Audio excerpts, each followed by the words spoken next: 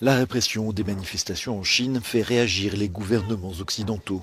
Depuis Londres où il tenait son premier discours de politique étrangère, Rishi Sunak, le nouveau chef de gouvernement, est revenu brièvement sur le mouvement de protestation en cours.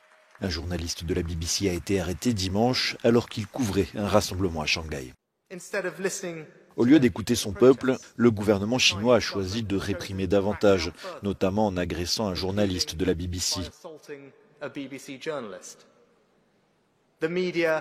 Les médias et nos parlementaires doivent pouvoir mettre en lumière ces questions sans être sanctionnés, notamment en dénonçant les abus au Xinjiang et la réduction de la liberté à Hong Kong.